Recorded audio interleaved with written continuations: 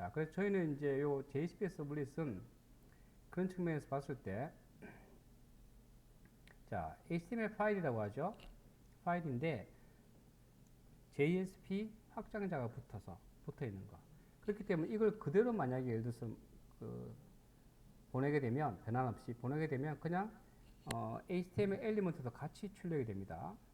만약에 템플릿 엔진이 없다면 그 내부에 스태틱한 HTML이 포함되어 있다. 왜냐하면 이미 작성이 된 거죠. 그게 중간에 바뀔 일은 없겠죠. 그리고 JSP를 결국 HTML 파일로 생성한다. 그 다음에 JSP 자체에 빌트인 오브젝트가 있다고 하는데 쉽게 얘기하면 이게 무슨 얘기냐면요. 내가 지금 JSP 파일이 이렇게 있을 때 우리가 아까 그 보낼 때 보면 어떻게 했냐면 잘 생각해 보세요. 우리 보낼 때 쓰기 위해서 프린트 라이트 객체를 만들고요. 그죠? 리스판스 쪽에 통신 채널에서 넘어온 프린트 라이트 객체를 얻어와서 쓰기로 했습니다. 근데 이 out이라는 이름 그대로 JSP는 바로 인식한다는 거예요. 이렇게 명령을 안에 집어넣고 여기서 out 하게 되면 이렇게 내가 특별하게 뭐 선언한 것도 없는데 이렇게 인식하죠. 그래서 여기서 연산도 하고 출력도 하고 다 할 수 있다는 얘기입니다. 표시 안에만 쓰게 되면 이 아웃 객체는 요 페이지에 갖다가 우리가 그 저게 자바 코드로 바꿀 때 요걸 자동으로 인식해서 처리해준 템플릿 엔진에서 아웃 객체를 바로 인식을 하고 있기 때문에 상당히 이렇게 해서 처리를 할 수도 있다. 뭐 아웃 객체도 있고 뭐 또 객체가 꽤 많은데 나중에 JSP 할 때 설명을 좀 드리겠습니다. 물론 사용하지는 마시고요. 개인적으로 간단한 페이지 만들 때 조작이 좀 필요한데 HTML은 아니고 자바스크립트 하기도 뭐 애매하고 그럴 때 여기서 이제 연산 작업을 할 수도 있고 심지어는 데이터베이스 이제 커넥션도 할 수 있습니다. 가지고 와서 뿌리는 것도 가능하고 그런 건 하지 말라는 거예요. 제가 지금 그냥 순수하게 뷰 화면을 출력하기 위한 목적으로만 좀 JSP를 사용하셨으면 좋겠습니다. 나중에 그 포트폴리오를 이 JSP를 먼저 하신 분들 같은 경우에는 이걸 포트폴리오를 만들더라고요. 솔직히 사이트가 지금 JSP 자체만으로 구현된 사이트가 얼마나 있겠습니까? 그러다 보니까 이제 이렇게 하다 보면 스프링도 못합니다. 그죠? 이거에 비해서 너무 어려우니까. 자, 서블릿은 뭐냐면요. 자바 클래스 파일이라고 얘기하고 있죠. 그리고 최종적으로 HTML 파일을 생성한다고 되어 있는데 그 생성한다는 의미가 바로 이거죠. 요 작업. 이거 생성한다고 얘기합니다. 문맥과 실제가 좀 차이가 있죠. 어쨌든 생성하는 건 맞죠. HTML 파일을. 그 다음에 그 웹 오브젝트에 접근하기 위해서는 보다 많은 어떤 단계가 필요하답니다. JSP에 비해서예요. JSP에 비해서 이미 규격화가 되어 있기 때문에 이런 것들은 그냥 거의 껍데기 코드를 미리 만들어 둘 수도 있겠죠. 사전에 어디까지 여기까지 다 만들어 둘 수 있습니다. 그리고 이제 로직을 처리하는 뭐 데이터베이스 연동한다든지 특정 로직을 처리하기 위해서 서비스 객체를 만드는 경우 그 경우는 여기 이 부분에 들어가겠죠. 그 다음에 그 결과가 있다면 결과를 출력하는 거. 거의 코드가 고정되어 있기 때문에 사실은 뭐 로직을 처리하는 경우 빼고는 여기 서블릿 코드 자체는 거의 어떻게 보면 변동될 여지가 작죠. 출력하는 부분만 뺀다면 이거조차도 우리가 JSP로 처리한다면 조금 더 이제 쉬운데 제가 JSP로 처리한다고 해서 JSP만으로 처리하는 게 아니고요. JSP와 서블릿이 적절하게 통신을 통해서 필요한 데이터를 주고받을 수 있기 때문에 그 기능을 이용하게 되면 서블릿 내에서 저렇게 출력하는 문장 자체가 없어지게 되겠죠. 그래서 자바 웹 애플리케이션 개발하기 위해 무엇을 사용해야 되는가? 사이트 전체를 서블릿으로만 하기에는 출력 부분이 너무 고통스럽고 전체를 JSP로만 하게 되면 구조화가 어렵다. 베스트 프랙티스는 둘을 통합하라는 얘기죠. 비즈니스 로직은 서블릿이 하고 프레젠테이션 뷰로서 JSP를 써라. 얘기고요.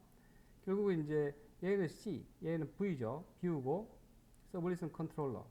모델은 만약 저희가 예를 들어서 지금 데이터베이스를 쓴다면 거기에 해당되는 모델 객체를 클래스를 따로 설계하겠죠. 그러면 이렇게 정확하게 나누어진 형태로 개발이 가능해집니다. 자, 이제는 두 번째 서블릿에서 폼 데이터를 읽으랍니다. 자, 여기 보면 지금 first name과 last name에 대해서 이렇게 입력을 받을 수 있는 창이 있고요. 여기서 submit이라는 걸 누르게 되면 서블릿한테 이 데이터를 보내는 방식이죠. 자, 일단은 뭐 요거는 아주 간단하게 그냥 작성을 했고요. 여기 이제 요거는 나중에 저희가 HTML 할 때 쓰게 될 엘리먼트입니다. 폼. 액션은 뭐냐면요. 서블릿을 지정하는 거예요. 서블릿을 지정합니다. 메소드는 get이라고 되어 있는데요. 그럼 여기서 저희가 버튼을 눌러서 이 버튼이 서밋 버튼이죠.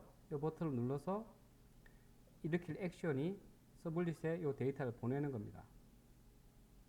구조는 간단하죠. 근데 제가 get이라고 했는데 여러분들이 실제로 이 작업을 하실 때 좀 주의하실 게 뭐냐면요. 처음에 얘를 포스트로 하지 마세요. 왜냐하면 포스트로 하게 되면 여러분들이 직접 호출을 못 합니다. 반드시 웹페이지를 만드셔야 돼요. 이 말 이해할 수 있을까요? 제가 한 말. 저는 이 페이지를 안 만들 겁니다. 현재 지금 만들지 않고 여기서 원하는 게 지금 두 개의 데이터를 보낼 거잖아요. 그럼 테스트 할 때 이걸 포스트로 하게 되면 URL에서 쟤를 호출할 방법이 없습니다. 여기서. 여기 보시면 지금 제가 직접 이제 입력을 할 수 있거든요. 여기서 바로 해서 서블릿이 적절하게 동작하는지를 확인을 할 수가 있습니다. 근데 만약에 쟤를 포스트로 지정을 해버리면 직접 호출을 못 한다는 겁니다. URL에서. 보통 그래서 여러분들이 테스트 프로그램을 만드실 때 있잖아요. 그때는 get으로 일단 먼저 만듭니다. 그 다음에 테스트가 이상이 없죠? 그러면 이제 그걸 포스트로 바꿔서 처리를 일반적으로 합니다. 그렇게 해서 이제 테스트가 좀 쉬워지겠죠? 포스트로 하게 되면 무조건 뭘 해야 되냐면 HTML 페이지가 필요합니다. 어쩔 수가 없습니다. 그거는. 그리고 자, 무슨 얘기인지 잠깐 제가 설명을 조금 할게요. 어디 갔지?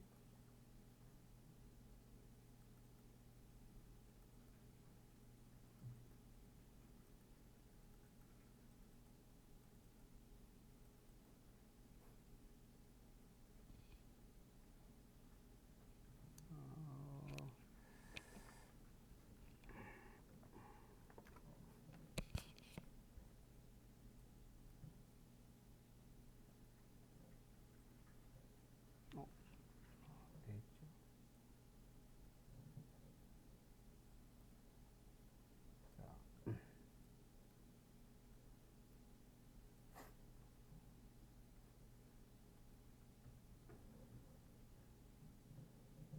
자, 여기 나와 있는 스튜던트 서블릿을 만들어 보겠습니다. 학생 서블릿.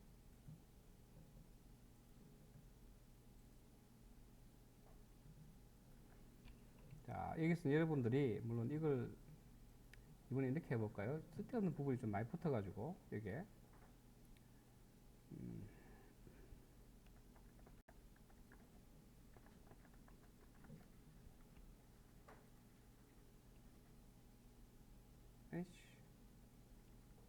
이렇게 뭐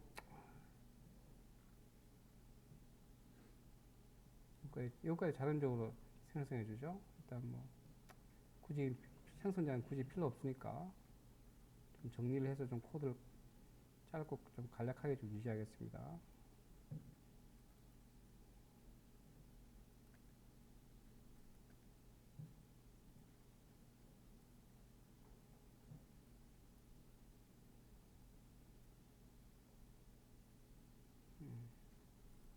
애초에 이렇게 만들어주고 있죠. 두 개수로. 근데 이걸 왜 이렇게 긴 이름을 그대로 유지를 하고 있지? 이것도 좀 만들 때 좀 그 감안해주면 좋겠는데.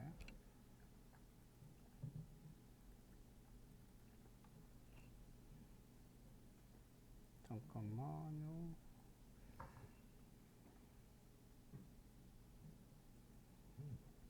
이게 왜 지워졌지?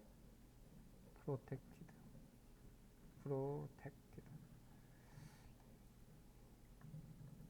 이렇게 REQ, RESP. 요거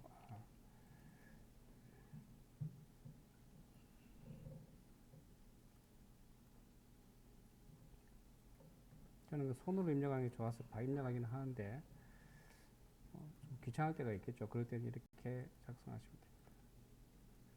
자, 이렇게 해서 이제 여기다 소문자로 다 할게요. 뭐 대문자로 하셔도 상관없습니다. 두 번째 같은 경우에 구분하기 위해서 자, student 서블릿이라고 하는 서블릿을 만들어 보는데 얘는 포스트로 오게 되면 무조건 얘를 호출하도록 했기 때문에 자, 여기다가 이제 뭘 하냐. 자, 일단은 지금 이제 우리가 아까대로 보자면 크게 뭐 클래스 만들 때와 비슷하죠. 첫 번째는 어차피 이제 오는 데이터를 우리가 나중에 돌려줄 때 걔를 컨텐트 설정할게요. 컨텐트 설정을 컨텐트 타입이죠. 타입 설정 두 가지가 있죠. 일단 파일 타입, 두 번째는 문자 셋. 내가 쓸 때 이거 뭐다 상대방한테 알려주고 싶을 때. 두 번째 여러분들이 하게 될 것은 거의 뭐 껍데기 코드이기 때문에 그 다음에 출력 객체 있죠.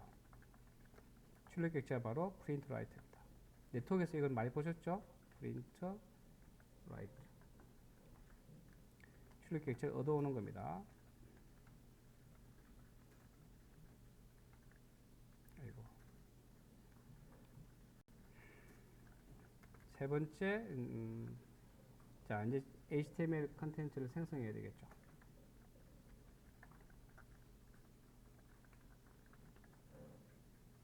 자, 지금 우리가 어떻게 할 거냐면요. 그냥 받아온 값을 그대로 이게 보면 첫 번째는 성, 두 번째는 이름으로 해서 우리가 바로 두 개를 붙여서 보내주겠습니다. 자, 그래서 일단은 여기서 설정을 어떻게 하느냐 돌려주는 거죠. 우리가 출력 객체에다 써야 됩니다. 지금 그죠?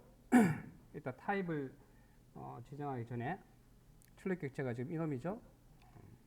이때 출력 객체가 좀 다르죠. 리스판스에 실제로 우리가 스트림에 쓰기 위한 객체고요. 어떻게 표현해 줄까?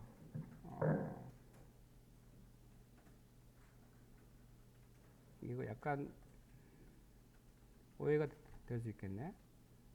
어때 출력 타입부터 먼저 결정해 주겠습니다. 자, 응답하는 타입이 뭐냐?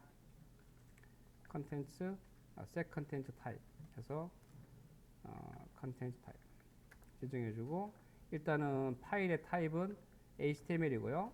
그 다음에 캐릭터 셋, 문자 셋은 UTF-8입니다. 한글 처리가 가능하도록 세팅을 해줬고요. 두 번째 이제 여기서 이거는 이제 여기서 우리 얻을 수 있는 객체 실제 쓰기 위한 스트림에 쓰기 위한 당연히 파일 인풋처럼 이렇게 이제 쓰기 위한 것을 우리가 가져와야 되겠죠. 그래서 get print write. 그럼 RESP의 get write죠. write에 리턴되는 타입이 print write입니다. 그래서 print write, print write. 이제 쓸 준비 끝났습니다. 이제 실제로 컨텐츠를 하면 되는데 일단은 그 전에 뭘 해볼 거냐면 받아올 겁니다. 파라메터를. 자, 파라메터를 받아올게요. 뭐라고 할까? 파라메터 수신? 이렇게 할게요. 자, 파라메터는 누가 받아오는지 잘 보세요. 지금 리퀘스트 같은 경우에는 우리가 그 요청하는 대상이 클라이언트예요. 클라이언트와 연결되는 객체, 즉 여기서 보게 되면 클라이언트가 나한테 쓰는 거죠. 나는 클라이언트로부터 읽는 객체입니다. 웹브라우저로부터 넘어온 데이터를 읽어드리는 거. 이건 웹브라우저의 데이터를 쓰는 객체. 자, 지금 밤 수신이니까 클라이언트로부터 클라이언트가 웹브라우저가 쓴 내용을 내가 읽어봐야 되겠죠. 그래서 하나씩 읽어보겠습니다. 자, 저기서 네임 밸류 획득 파라미터가 오는데 첫 번째 네임을 뭐라고 둘 거냐? name을 first name이라고 할게요. 자, 요거는 first name 먼저 와야 되나? 이름. 두 번째 last name. 이렇게 읽어왔죠? 읽어와서 이제 얘를 우리가 쓸 겁니다. 근데 받아왔는데 리턴 타입이 지금 문자열이에요. 네트워크에서는 모든 데이터가 문자열입니다. 그래서 first name 이렇게 넣을 거고요. 여기에 last name. 자, 이제 가져와서 이제 써야 되겠죠? outprintln 할 텐데 어떻게 해줄까요? 좀 HTML 한 라인에 좀 다 쓰겠습니다. 이름 단수로 리턴 해주는 거니까 헤드는 타이틀이 서블릿 파라미터 처리 이렇게 하고요. 그 다음에 헤드의 끝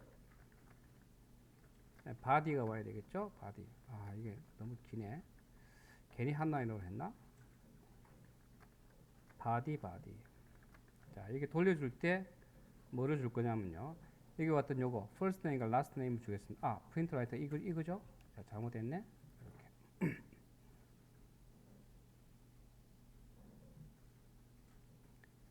너무 좀 많이 찼구나. 그러면 바디를 좀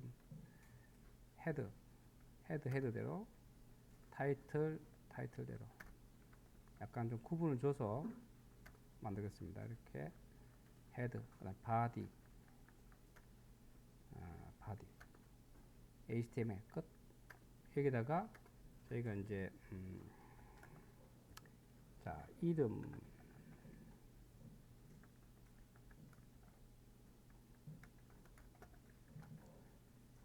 first name, last name 먼저 와야 되겠죠. 우리나라 이름으로 하자면 last name. 그 다음에 한 칸 띄우고 이 웹에서는 먹히진 않을 것 같은데 이런 문자가 아니니까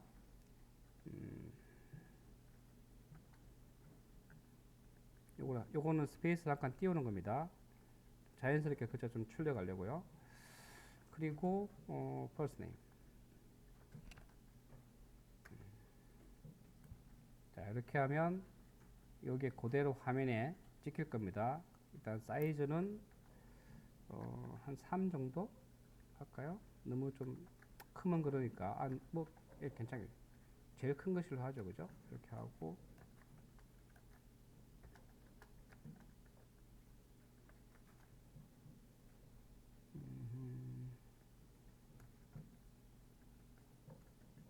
이렇게 해서 이제 보내게 됩니다. 이 부분을. 자, 그러면 얘를 실제로 호출을 해봐야 되는데 얘가 지금 호출할 때 요 이름으로 호출해야 됩니다. 근데 우리가 서블릿의 컨텍스트가 이미 아시겠지만 서블릿 테스트죠. 그거만 좀 주의해 주면 되겠죠. 접속할 때 포트는 9000번, 그 다음에 서블릿 컨텍스트, 루트 컨텍스트가 서블릿 테스트. 자, 이렇게 해서 이제 직접 한번 실행을 시키고 호출을 해보겠습니다. 여기까지는 작업을 하시고요. 자, 너무 크나? 조금 요걸 붙여놔야 되겠네요. 라인이 너무 길어지니까.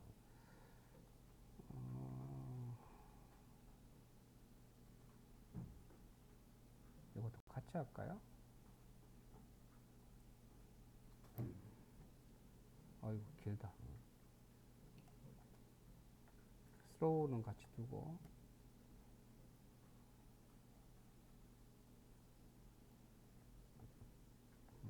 이렇게 두고. 붙여놓죠. 라인이 너무 좀 길어지고 있네요. 한눈에 안 들어오니까. 이렇게 헤드까지 넣어주고. 바디 안에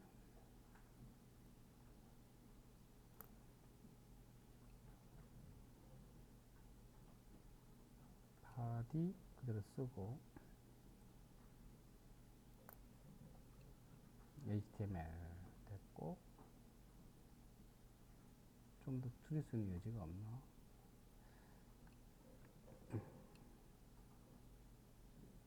자, 이제 서비스를 만들었고, 직접 이제 호출해야 되는데,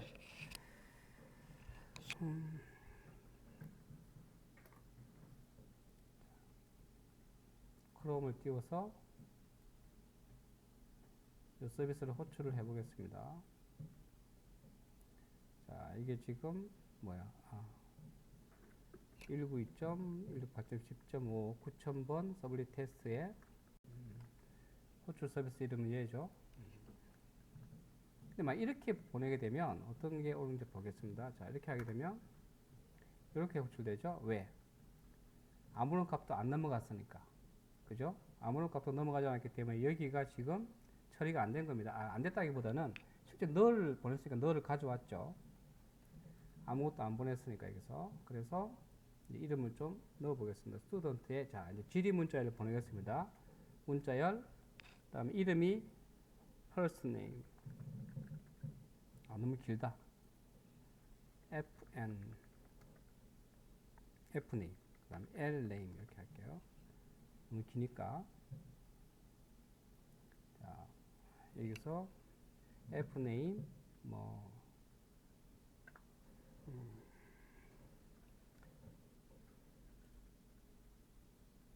영어 이름으로 먼저 할게요. 누가 좋을까?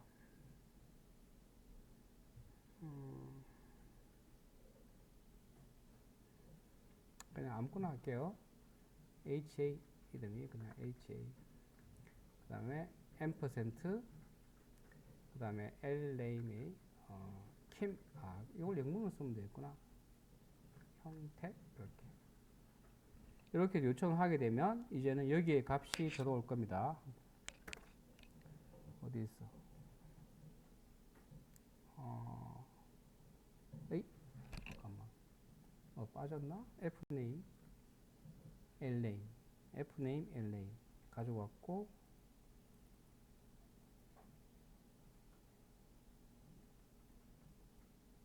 자, 여기서 잠깐 출력을 좀 해볼게요.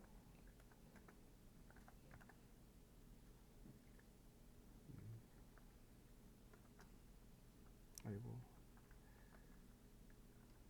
아직 리프레시가 저기, 아닌데, 호출됐, 그렇지. 아닌데. 자,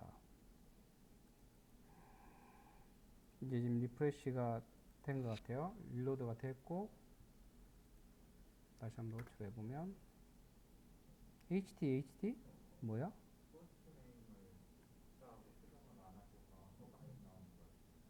수정을 안 했어요, 제가?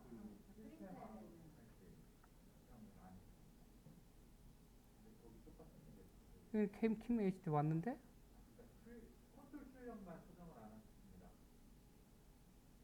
이 부분? 왜 이런 짓을 했을까요? 이렇게. 요거는 뭐, 그냥 디버깅용으로 한번 해본 거고, 어쨌든, 이렇게 출력이 되고 있죠. 아까 중간에 이게 지금, 뭐죠? 릴로드가 될 준비를 하고 있던 거죠. 제가 너무 빨리 호출했습니다. 이게 너무 좀 이제 답답하고 그러면 그냥 코드 바꾸자마자 어떻게 하면 돼요? 바로 그냥 여기 가서 다시 새로 실행하는 게 제일 깔끔하겠죠. 이렇게 리스타트해서 이러면 언제쯤 되지 하고 고민할 필요가 없죠. 그냥 바로 이제 호출할 수 있으니까. 자, 근데 킴밖에 안 나오냐? 뭐지?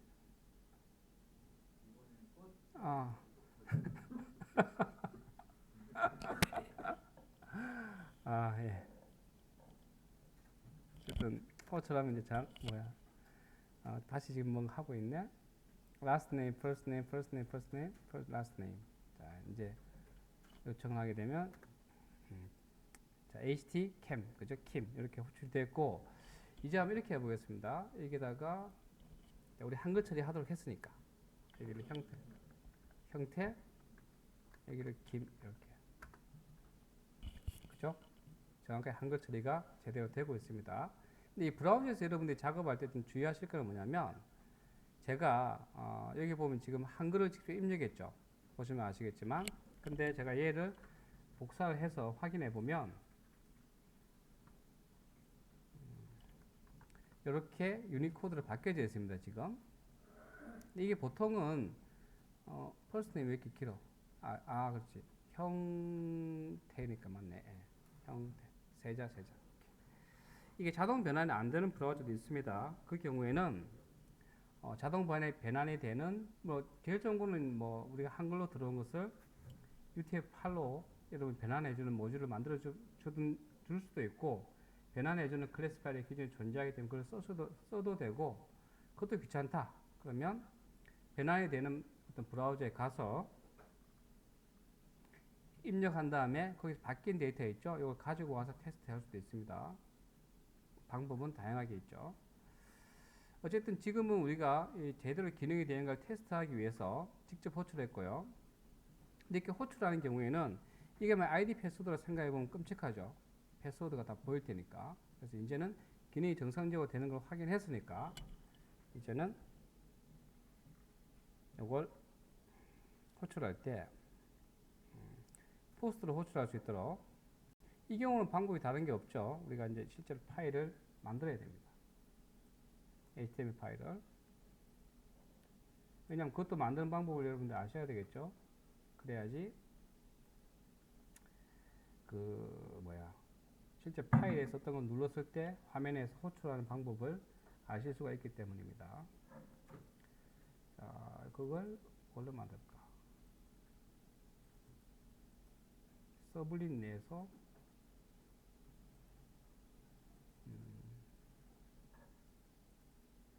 자,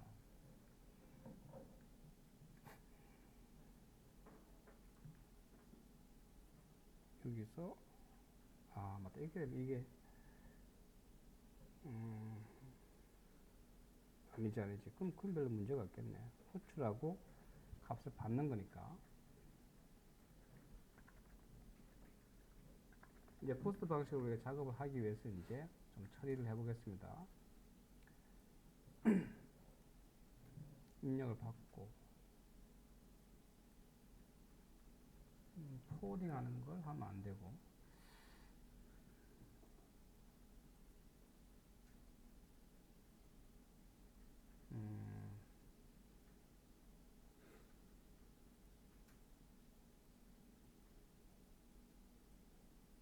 이걸 지금 바로 쓰면 좀 그런데 너무 좀 중간에 좀 띄어버리네요. 잠깐만요. 포스트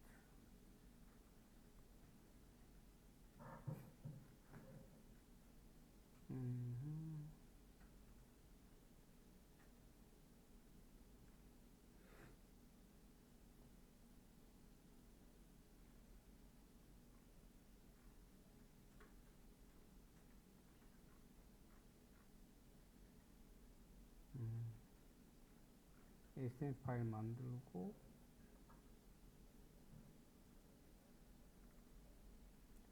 자,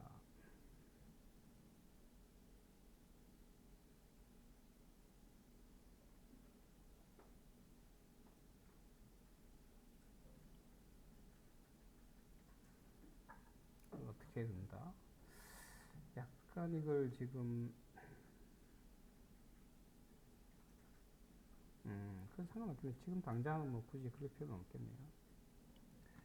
일단은 이제 폼을 한번 만들어 볼게요. 이거는 이렇게 어려운 부분은 아니니까. 이게 웹의 화면이죠. 웹의 화면인데 JSP를 만들겠습니다. 뭐로 해줄 거? 자, JSP. 스튜던트. 뷰로. HTML로만 만들죠. 화면 자체를 의미하기 때문에. 아직 JSP 안 들어갔으니까 HTML. 자, HTML 파일 하나 만들어 보겠습니다. 이게 지금 student form이라고 할게요. student form.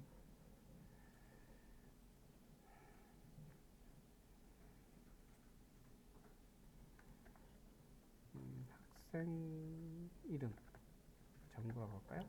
아, 이거 뭔가 좀 이름이 좀 좋아야 되는데. 여기서 저희가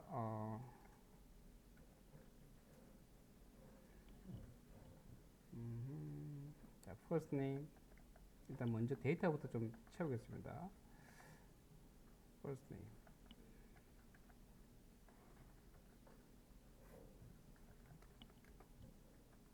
last name 이렇게 하고 이제 실제로 이제 박스를 보여야 되겠죠? input 박스. 타입은 텍스트 입력할 수 있게 하고요. 뭐야? 자동 완성이 안 되네요. 텍스트 입력할 수 있게 하고, 그 다음에 걔 이름은 뭐냐면요. first name, 아까 F 네임이었죠. 우리가 작성한 게. F 네임으로 입력을 받도록 하겠습니다. input type text. 타입으로 인식을 못하지?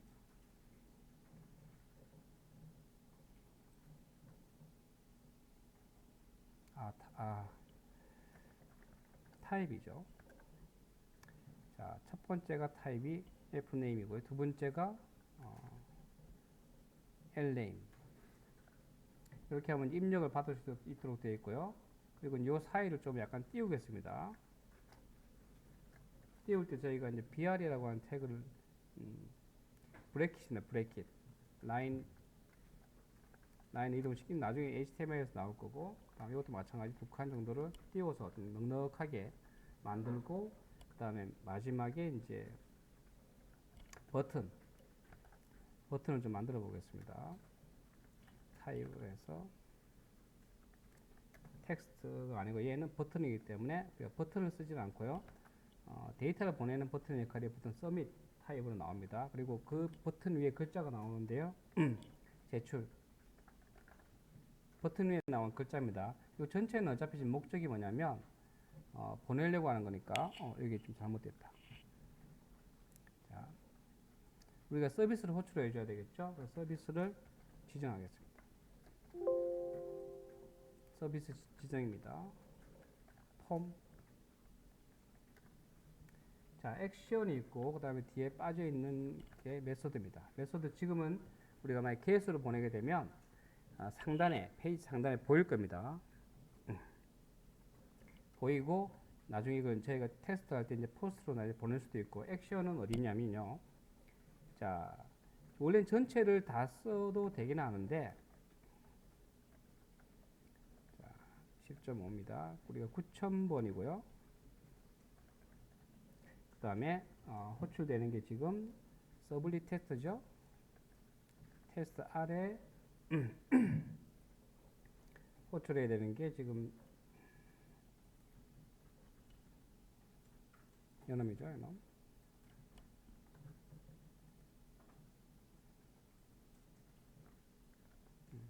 이렇게 호출하면 됩니다. 그럼 이제 개수를 했기 때문에 마지막에 이거 좀 엔터 쳐서 약간 밀어야 되겠네요. 칸이 좀 똑같은 칸에 있으니까 지워주고. 자, 이렇게 하게 되면 이제 화면상에 아까 우리가 봤던 그런 화면이 있죠. 아까 교재에 나오는 화면. 이런 화면이 만들어집니다. 입력하고 서밋 버튼을 누르게 되면 웹브라우저는 알아서 이 서비스를 호출을 해주게 되고요. 근데 이제 넘어가는 데이터는 이 두 개입니다. fname과 lname으로 되어 있죠. 그럼 스튜던트에서 fname과 lname으로 해서 데이터를 받아올 수 있고요. 여기 하단에 출력이 가능합니다. 제가 띄워놨나 이걸? HTML 형식으로 했구나. 오케이. 자, 이렇게 했고요. 폼은 이렇게 만들게 되면 이제 우리가 원하는 서비스는 된 거고. 그럼 이 폼을 호출할 때 어떻게 호출하느냐? 얘는 바로 웹 아래에 존재하죠. 스튜던트 언더바 폼이라고 하는 게 컨텍스트 루트 패스 이 위치 바로 아래에 있죠. 근데 이것의 상대적인 이름, 즉 대외적으로 표현한 이름은 뭡니까? 서블리 테스트. 그래서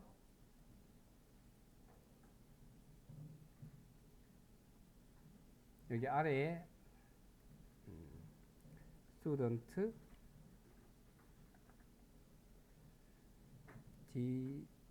DENT 폼.html 하게 되면 저 페이지를 불러주겠죠. 지금처럼 이렇게. 자, 페이지를 불러줬고 내가 이제 여기다 이름을 형태 김 한 다음에 제출이라는 버튼을 누르게 되면 이 서버에 이 포트에 존재하는 톰캣에 대해서 컨트롤 루트 패스 안에 있는 서비스를 실행해 주게 됩니다. 자, 서비스 안에서는 특별하게 할 일 없죠. 그냥 가다운 밭을 바로 출력해 주고 있죠. 포출한 쪽에다가. 그렇게 뭐 내용상으로 복잡하지는 않습니다. 자, 이 두 개가 실제 상호적으로 작용을 어떻게 일으키는지 한번 보게 되면요. 이렇게 한 다음에 제출하게 되면 상단에 일단 보이죠. 보시는 것처럼. 왜? 겟 방식이니까. 왜냐하면 지금 우리 페이지를 만들어서 테스트했지만 초반에 만들 때는 뭐 페이지를 제대로 만드는 것도 시간이 많이 걸리는 문제고 개발을 빨리 해야 되기 때문에 테스트를 빨리 해야 되죠. 그러니까 굳이 HTML 페이지가 없어도 바로 처리할 수 있습니다. 근데 기능 이상 없죠? 그럼 이제는 페이지 상에서 숨겨버려야 되겠죠? 데이터가 날아가는 부분을. 그래서 이걸 포스트로 바꾸고 다시 일로드 할 때 아까처럼 좀 시간이 걸리니까 바로 제가 직접 리스타트 하겠습니다. 하고 끝났으면 다시 이제 호출을 하는데 아까 그 위치가 스튜던트 폼이었죠. 폼.html. 자, 호출하고 똑같은 거죠. 기능은 똑같은데 아까하고 이제 다른 거는 상단에 아무것도 안 뜬다는 거죠. 근데 여기서 하나 지금 문제가 있어요. 포스트로 했을 때 깨집니다.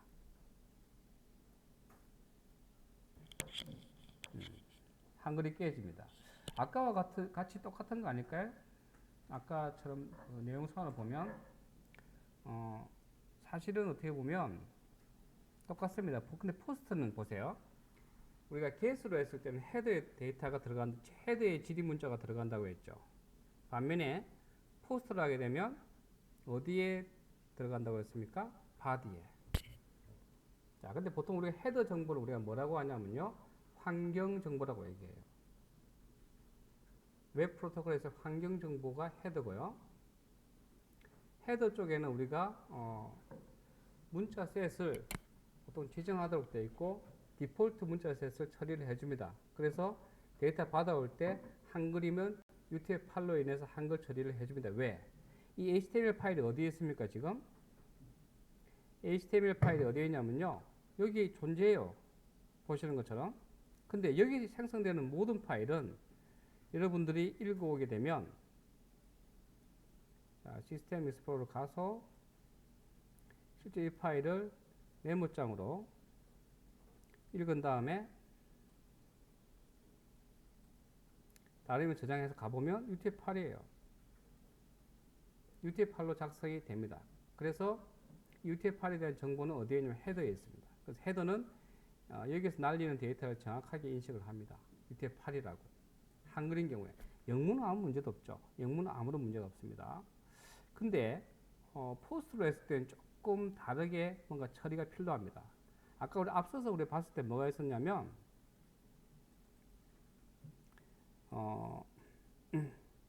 자, 내가 쓰게 될 브라우저로 내가 보내게 될 얘는 뭐라고요?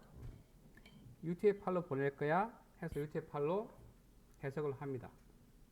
그러면 반대로 내가 보낼 때는 이렇게 지정해 주는데 내가 받을 때는 어떨까요? 현재 아무런 지정이 안 되어 있습니다.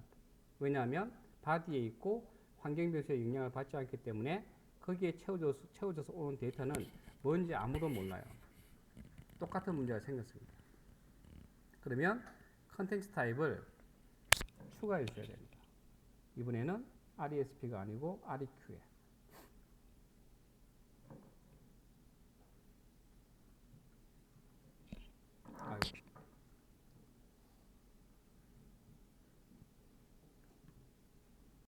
따단 이제 이걸 제가 좀 제대로 설명을 드리고 있는가 모르겠네.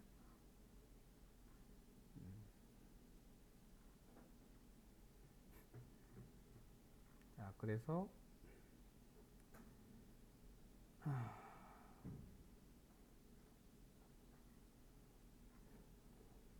여기다 추가를 해주겠습니다. 타입인데 두 가지가 있어요. REQ, 그죠? 잠깐만, 이게 없었나? 뭐였더라? REQ 쪽에 설정을 하도 오래간만에 해보다 보니까 헷갈리네, 이것도. 잠깐만요.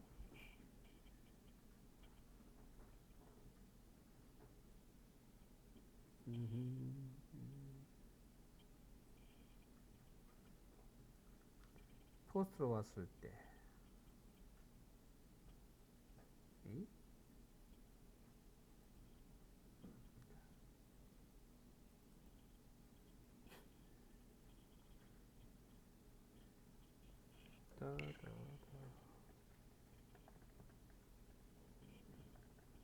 보내는 데이터 포스트로 왔을 때, 이게 없네.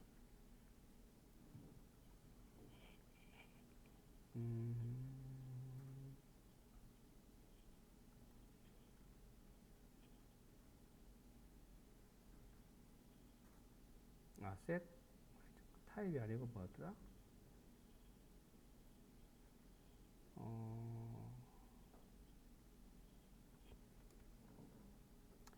자, 셋. 캐릭터 인코딩이죠? 이놈입니다. 자, 내가 받아오는 데이터를 캐릭터 인코딩 할게요. 이게 지금 인코딩 쪽에 들어가는 데이터가 안 보여. 문자 L이죠? 인코딩. 이렇게 이제 찾아보는 건데요. 자, 서블릿에서 정보를 가져올 수도 있지만 제가 직접 지정하겠습니다. 그러니까 네가 보내는 데이터는 분명히 다국어일 거야, 이 말이죠. 다국어 아닌 경우도 이건 처리가 가능하니까. 자, 지금 다시 지금 재지정이 됐고요.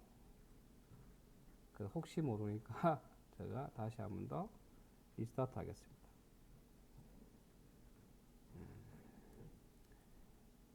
그런 다음에 다시 이제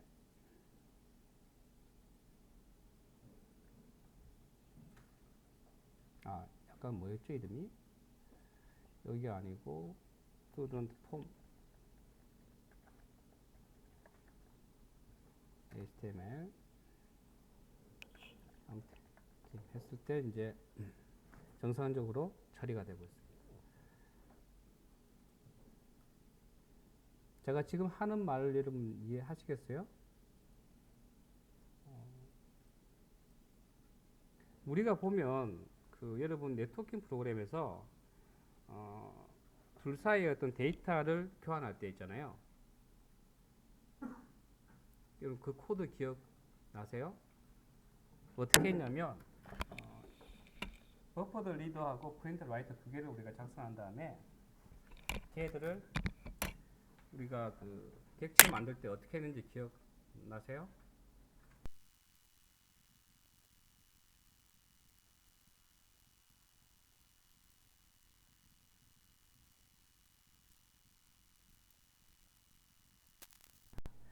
민감한 데이터인 경우에는 여기 그러니까 호출하는 방법을 포스트로 변경을 해서 그 데이터가 바깥으로 유출돼서는 안 되는 경우에는 보안에 좀 신경을 써서 처리를 하셔야 되겠죠.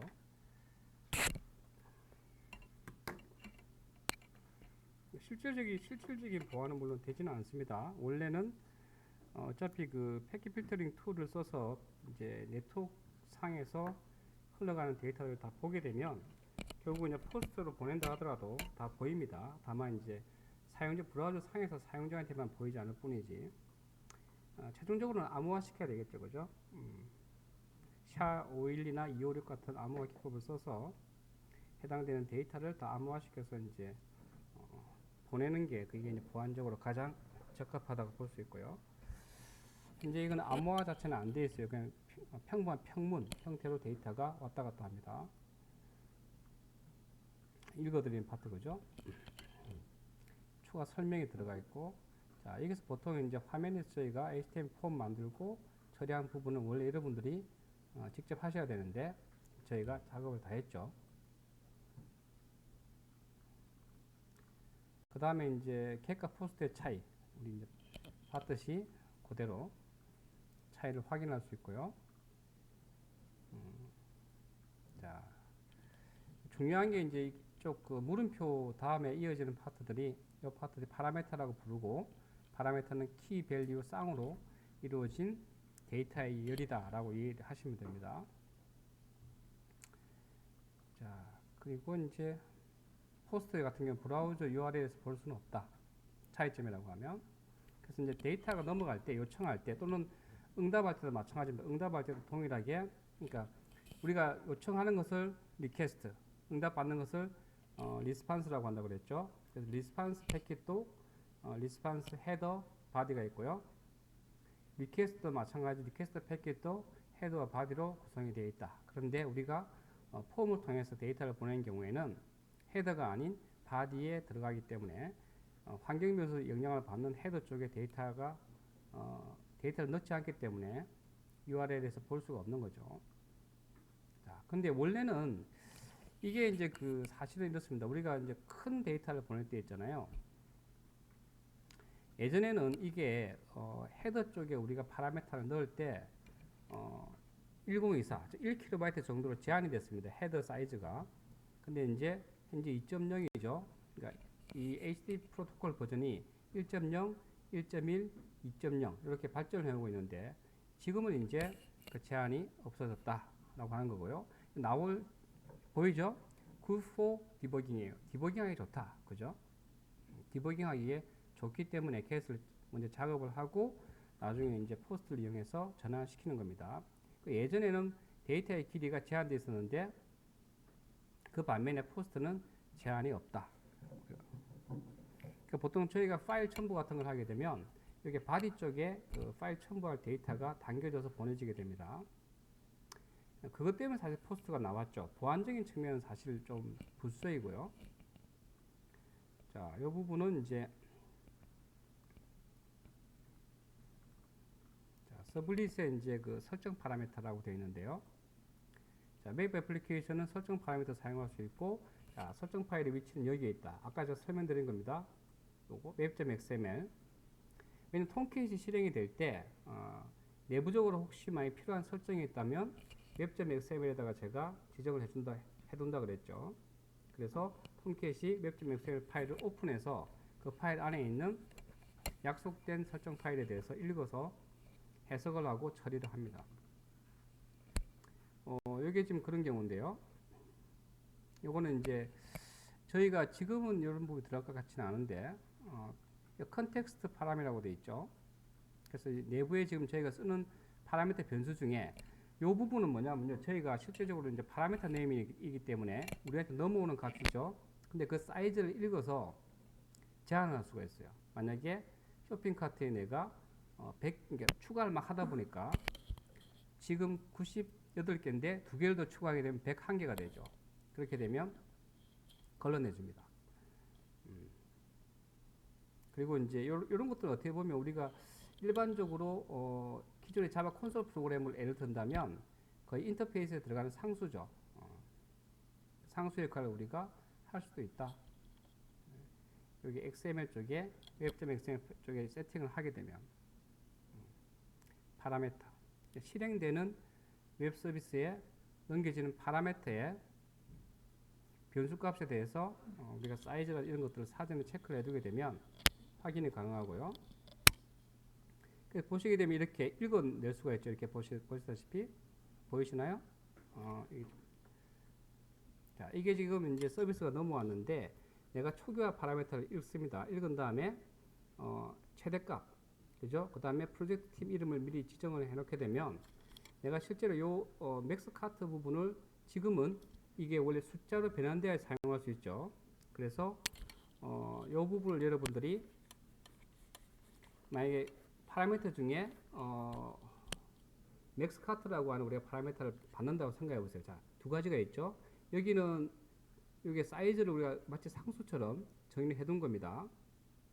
해둔 거고 내가 만약에 파라미터 그 넘겨주는 값 중에 뭐라고 할까요? 어떤 다른 변수로 우리가 파라미터 이름을 주고서 넘겨봤죠? 받은 다음에 걔를 우리가 둘 다 지금 문자 열이잖아요. 네트워크 넘어오는 게 문자 열이기 때문에 이걸 인티저로 변환을 해서 거기에 따른 메시지를 뿌려줄 수 있다는 겁니다. 지금은 그냥 단순하게 상수값을 읽어와서 처리하는 걸로 끝나죠. 현재는. 서블릿 컨텍스트. 현재 실행 중인 서블릿이에요. 컨텍스트는 항상 현재 실행 중인 프로그램의 정보를 담고 있는 공간입니다. 근데 서블릿 컨텍스트니까 현재 실행 중인 서블릿 컨텍스트 정보를 가져온다는 얘기죠. 그러면 톰캣이 이렇게 실행이 될 때 최초 요 두 가지 상수를 정의를 해놨잖아요. 해놨기 때문에 그 상수값을 읽어오기 위해서는 톰캣 내부에 존재하는 현재 실행 중인 서블릿이 딱 실행하려고 할 때 web.xml 파일을 읽어드리거든요. 그래서 그 정보를 얻어오는 겁니다. 얻어와서 톰캣 내부에 있는 요 설정된 요 두 가지 값을 읽어오는 거죠. 자, 요건 여러분들이 한번 직접 해보세요. 해보시고 추가할 부분은 뭐냐면 내가 여기에다가 여기 파라미터로 넘겨줄 때요. 지금 파라미터로 넘겨받는 게 아무것도 없죠. 사실은 여러분들이 파라미터로 넘겨받을 값을 해두시는데 현재 커런트 쇼핑 카트 사이즈 또는 커런트 쇼핑 카트 카운트 커런트 그 상품 커런트 그 상품 숫자를 이렇게 파라미터로 받아가지고 요거와 비교해서 쇼핑 카트에 담았습니다 라고 명령을 줄 수도 있고요. 메시지 뿌려줄 수도 있고 반대로 쇼핑 카트에 넣을 수 있는 한계를 초과했습니다. 이렇게 각각을 테스트해서 한번 완성을 하시고 저한테 보여주면 되겠죠? 요 가능하겠죠 이거? 여러분 기존에 자바 프로를 한 겁니다. 한 번 더. 좀 더 구체적으로 좀 할까요? 내가 메시지를 뿌릴 때 여러분들이 어떻게 뿌리시냐면 호출할 때요. 잠깐만요. 이거 잠깐 좀 하나 좀 수정을 좀 할게요. 우리 HTML에서 이렇게 호출했잖아요. HTML에서 이게 그 풀패스입니다. 이게 지금 이게 풀패스인데 보통은 여러분들이 쓰는 모든 서블릿 서비스는 동일한 호스트에 존재해요. 한 번 더 이 말 이해하시겠어요? 만약 내가 프로젝트를 만드는데 어떤 서비스를 하기 위한 프로젝트를 만들었어. 그걸 내가 배포하잖아요. 그럼 거기 그 서비스와 관련된 모든 것들이 한 군데 같이 있죠. 그렇기 때문에 사실은 이 부분의 값은 바뀌지 않습니다. 이 말 이해하시겠어요? 자, 한 번 더요. 여러분이 만약에 어떤 서비스를 개발하시잖아요. 예를 들면 그러면 지금 이 프로젝트 폴더를 보시면 여러분이 어디 있어? 여기를 보시면 이제 이렇게 내가 시스템을 여러 가지 명을 패키지로 이렇게 나눠둘 거예요.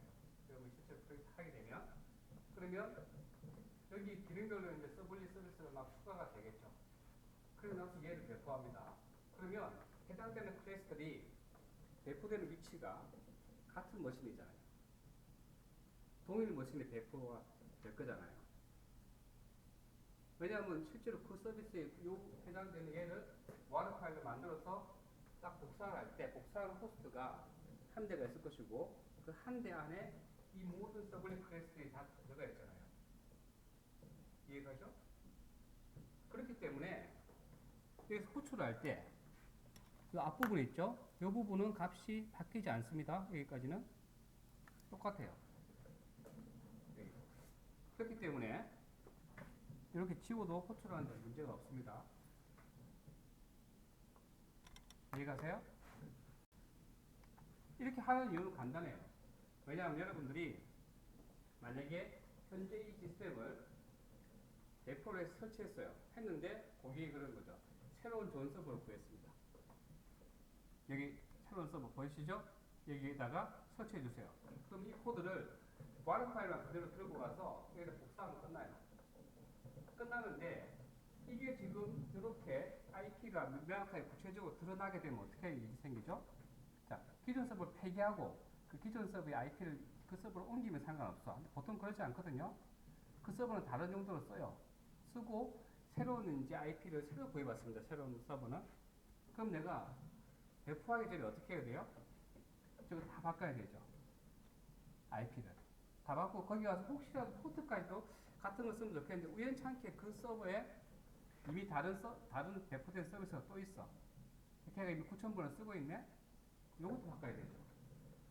그렇게 되면 매번 그 배포하는 서버가 바뀔 때마다 이 부분이 바뀌겠죠, 계속. 문제가 됩니다. 그래서 얘를 안 쓰는 게 좋은데 이건 좀 잘 판단해 하셔야 될 게 요즘에 서비스에 그런 거 있죠. 자, 여기 일부 서비스는 A 서버, 일부 서비스는 B 서버 이렇게 나눌 수가 있습니다. 저게 너무 크다면 저 시스템이 너무 커. 그래서 저기다가 돌리려고 하니까 점점 시스템이 느려지는 것 같아. 그래서 어떻게 했냐? 두 개를 가릅시다. 그래서 저 서비스 패키지 중에 패키지가 만약 4개가 있다면 기존에 2개는 여기에 두고 2개를 저를 옮깁시다. 근데 이게 각각이 독립적인 서비스로 동작이 되면 문제가 없는데 여기에는 A 패키지 안에 있는 곳 뭐야? 이상한 데서 온 것 같은데?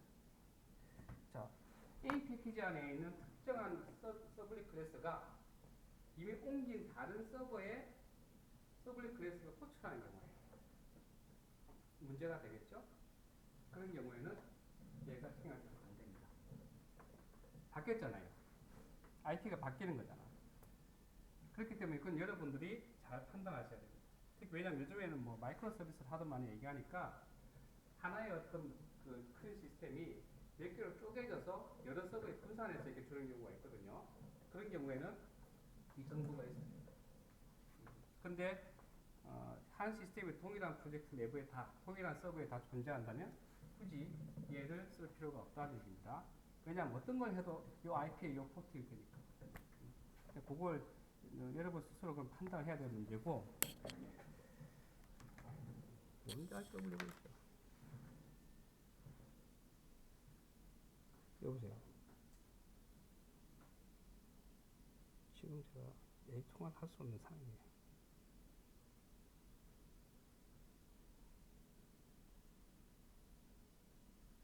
아니, 좀 안 돼요. 어쩌면 안 돼요. 일단 끊을게요. 끊을게요. 통화하면 안 돼요, 지금.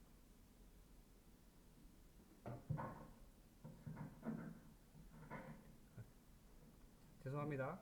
끊을게요, 그냥. 지금 이런 거 얘기할 새가 어디 있어. 죄송합니다.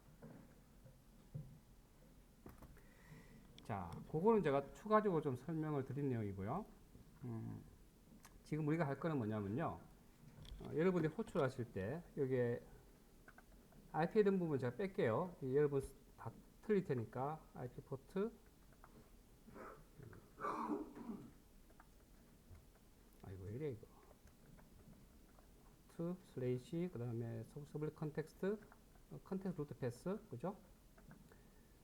컨텍스트 루트 패스 하고 그 다음에 서비스명이 쇼핑 카트 하는데 여기에 이제 안에 들어가는 내용이 뭐냐면요. 자, 상품 카운트라고 할게요. 굿즈 카운트. 굿즈 카운트를 여러분 임의로 입력하세요. 입력하신 다음에 한 번은 90 현재 지금 이게 쿠키를 이렇게 세션에는 쿠키를 안 배우니까 좀 애매하긴 하네. 어쨌든 현재 98 한번 테스트 한번 하시고요. 한 번은 100으로 테스트 하세요. 하신 다음에 98인 경우에는 당연히 이제 상품 카트에 넣었습니다라고 얘기해야 되겠죠. 장바구니에 추가하였습니다. 그 메시지 뿌리셔야 하겠죠. 그리고 현재 몇 개입니다. 그죠? 그런 메시지. 100을 하게 되면 어떻게 돼요? 장바구니가 뭐 꽉 찼다? 추가할 수, 그죠. 장바구니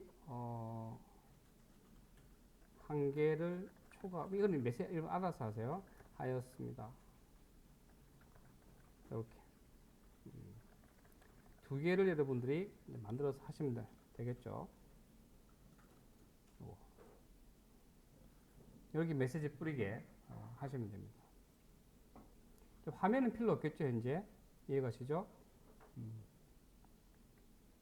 화면을 뿌리면 이제 그게 좋은 게 뭐냐면, 처음에 서비스를 호출할 때, 현재 지금 최대 개수 카운트를 이렇게 보여주고, 현재 개수를 보여주고 하는 것들, 실제 조금 더 가까울 수가 있는데, 현재는 그렇게 하지 않고 그냥 바로 요 URL을 호출하게 되면, 이렇게 두 가지 상황에서 각각의 서로 다른 메시지를 뿌려주는 시스템을 개발하시면 됩니다.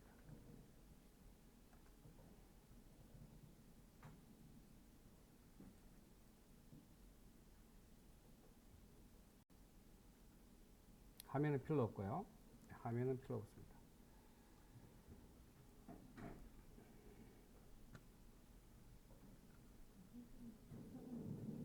응? 서버 만든 게 지금 어떤 메시지가 나오는 거예요? 404?